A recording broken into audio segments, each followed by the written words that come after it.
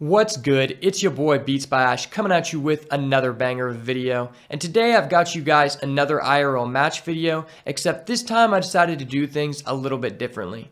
So in my first one, I left in the live audio between me and my opponent while we're playing, and this time I decided to silence that one out and go ahead and record over with my webcam, just talking through things, give things a little bit of a different perspective, and just see what you guys enjoy more. So I've definitely made some improvements in this one, and I hope to keep making them, so make sure to let me know what you like about this and what you don't like about it, and let me know what you want to see in the next one, of course. So today I'm going to be playing my blue Doffy versus my friend's Kaido deck, which really is my Kaido deck, but my friend has a good understanding of the game, and he's won a couple tournaments, so I think he'll do just fine. He just wanted me to let you guys know to not critique him too much because he's not a Kaido master or anything, but regardless, I hope you enjoy the video, so let's get into the goo. Alright guys, we're about to begin the match here. Me and my opponent decided to go ahead and do a rock, paper, scissors, just for the video. It's always fun. More fun than dice, with the homie. So I go ahead and win the rock, paper, scissors, and it looks like I decided to go first here.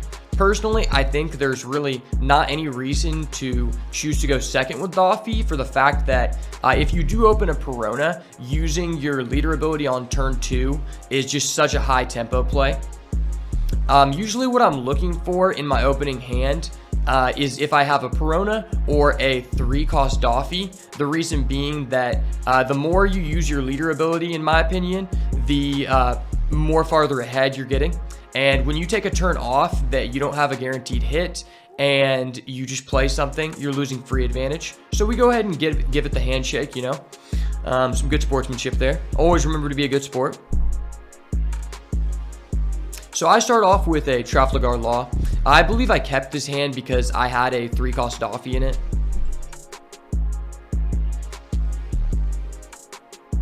And at this moment, I forgot to put out my life. I don't know if anybody else does that, but I forget to put out my life way too often.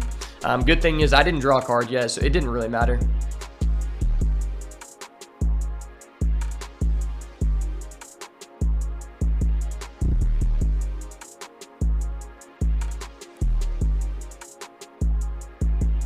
I was thinking about tapping my Dawn, and then I remembered I have a 3-cost Doffy. I got kind of ahead of myself there. I go ahead and attack him first because I want him to not know what I'm representing.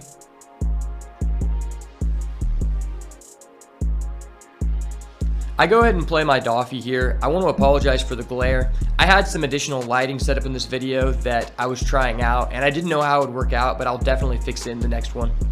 So when we look at our stack here, I'm definitely looking to put Boa Hancock on top of the stack, and then I believe I have a Mihawk there. So the way you want to order this is you want to put the card you want to draw on the following turn on top, then you'll put the card you want to hit second from the top, and then the list goes on. The third card from the top is something you want to draw, the fourth card is something you want to trigger. And the reason being I say that is because every turn that you don't use your leader ability, you're just losing free advantage. I think that's the way you need to play the deck, regardless of whether you're attacking their character or their leader. I go ahead and decide to take the damage here. It doesn't really matter at this point. My Law could definitely block something a little bit better, especially if he devotes a Dawn to his leader. Kind of takes a turn off.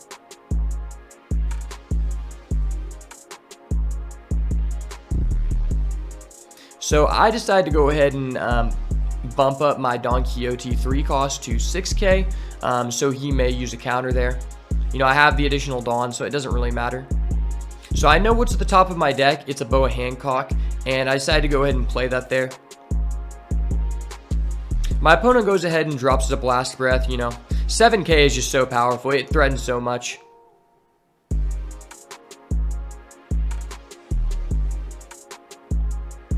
And now you look at the board and you think this is a really good situation for me because I did keep the Trafalgar Law up. which means that I will be able to protect my Boa Hancock, which if you have the opportunity to protect Boa, you usually want to. You know, sometimes you may discard 3 cards just because on the following turn you're going to get to draw 1, so you really only discarded 2 when you think about it like that, especially if you discard a Mihawk, because that's a really good target to add back with Gecko Moria, which if you're stacking your deck appropriately, you probably have access to at some point in the game, especially against a slow leader like Kaido.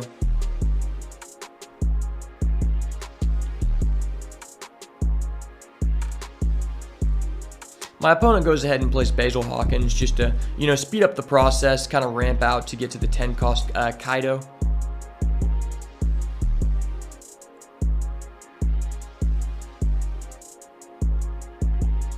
My opponent probably should have attacked before playing the Basil Hawkins, but like I said, he is not a master of the deck.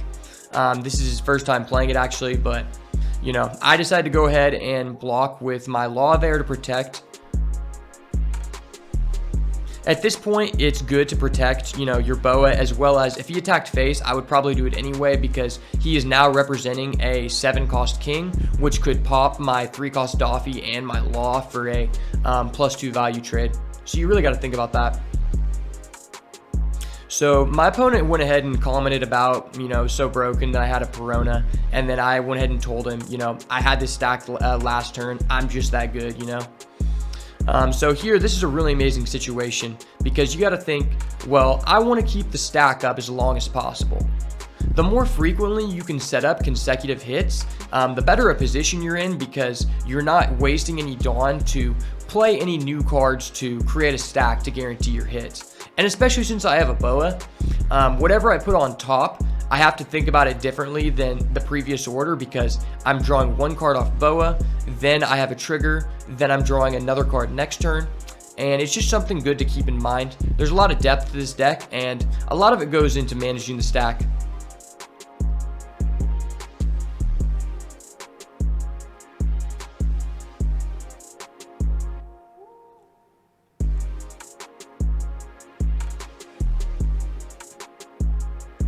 So here I go ahead and use my leader ability. As you saw, I had stacked the deck. I get Gecko Moria here. Gecko Moria is one of the best targets in the deck. It adds back a Trafalgar Law to my hand. And as you'll see in a second, I decided to keep the Trafalgar Law in my hand here. My opponent goes ahead and takes the damage. So we now have a very strong lead. One thing I recommend against Kaido is, you know, just trying to rush him down as fast as possible because once he puts the 10 cost on the board, it's very hard not to take damage. You know, you have to have a blocker, and the Kaido deck does have answers to blockers.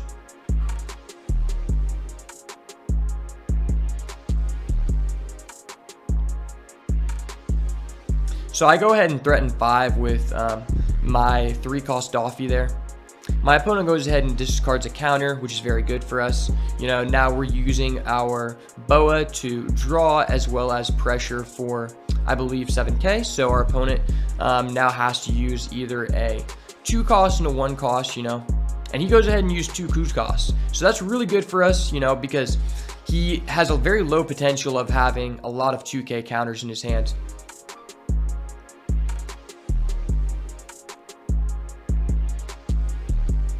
And my opponent does actually have the 10 cost Kaido here. We were just kind of talking about that. You know, I was explaining to him why I kept the 1 cost Law in my hand because the way he was playing very much told me a read that he did have a 10 cost. And even if he didn't, there's no reason not to play around it because most of the cards we had on board were generated for free from our 3 cost Doffy. And as well, we're very far ahead on life to the point where why not, you know? So he goes ahead and attacks for 5 with his Kaido. I block with the Teach. Teach isn't really that great in this matchup. You can bounce back a blocker, but if he opened a blocker, he probably would have used it by now or used it to counter in hand.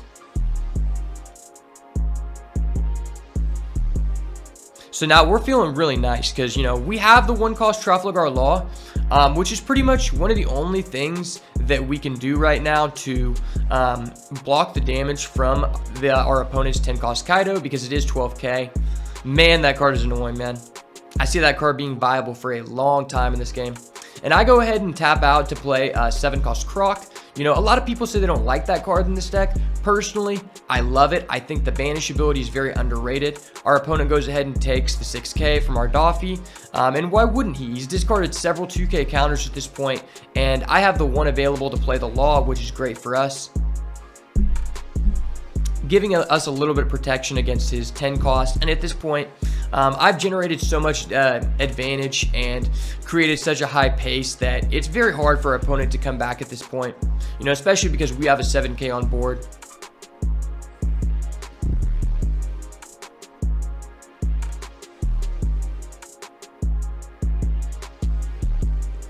And our opponent eventually goes ahead and draws a blocker here. We were just discussing how I feel like Queen is one of the best cards in the game right now. You know, I was kind of comparing it to Trafalgar Law, the 5 cost, which has a blocker ability and 6,000 power. The reason I make that comparison is just because Trafalgar Law is really good because it costs 5, it's 6k as well, it has blocker, and it has a dope ability. Same thing with Queen. You know, I see Queen being very relevant for a long time. And our opponent ends up having a blocker finally. Probably drew it off of the Queen. I think that's fair to make that read considering he's playing it so late. I was just reminding my opponent that with Kaido's ability or any Minus Dawn effect, you can actually attach the Dawn to one of your characters and then remove it from your character and return it to the Dawn deck, because, you know, it is his first time playing the deck, and that was something that I learned recently also. So it was a bit of a misplay here. I went ahead and blocked with my Trafalgar Law on his first attack when I've literally been talking about how I put that up just to block his 10 cost Kaido, but, you know, nobody's perfect. I never said I was the best. I'm just blessed, okay? And we're at such a high life advantage that it doesn't really matter at this point, but it's something good to remember for when you guys play.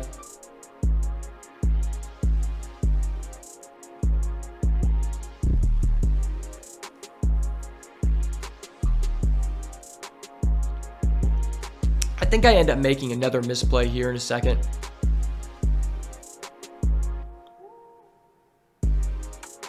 My opponent was just saying, I swear to God, bro, I hope you do not play a Mihawk. And I tap for 9. I have the Mihawk on his Queen. I stacked it from the very beginning. I knew that card would be relevant, and it did, just like I said. That's what I really like about this deck, is you remove a lot of RNG from the game. Because it's a lot about, you know, managing the stack and how you want to play it. You know, a lot of the cards that I've played out were things that I knew about for several turns, and Mihawk, you know, just so happened to be one of those. I go ahead and hit my opponent for 6. He's used several counters, you know, and this is where I was saying it was probably a misplay. I should have threatened with my Croc first, just because I could have used that banish ability, which is what's so strong versus Kaido. But ultimately, it doesn't really matter here. You know, I've got a 9k and a 7k, and he is now a 0 life. Technically, even if I did attack with my Croc first, you know, he was always blocking the Croc because he wanted to draw that last damage card to see if he could get another counter. But it is a good habit to remember.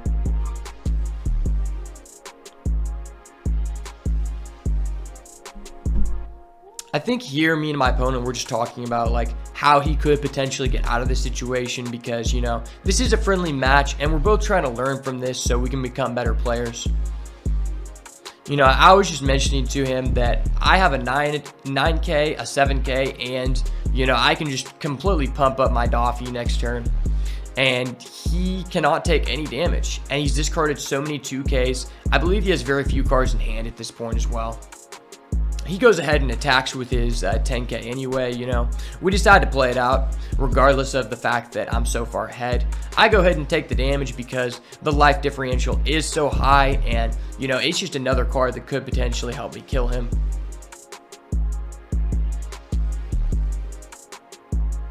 As long as you've got blockers, I think it's very fairly reasonable to, you know, sit at very low life versus Kaido. You know, he can use the burn ability and put you a 0, but ultimately when you have multiple 4-cost blockers, it's very hard for them to kill you through. So he does end up having another 10-cost Kaido. And here we both just kind of forget about the fact that his other Kaido would be dead, but it doesn't really matter, you know. He was just kind of playing it out to play it out, and I go ahead and you know, take the damage from his Kaido. I mean, I block with Teach, but you know, it ends up going back to me, and I think right here my camera actually died, so I do want to apologize, but it doesn't really matter.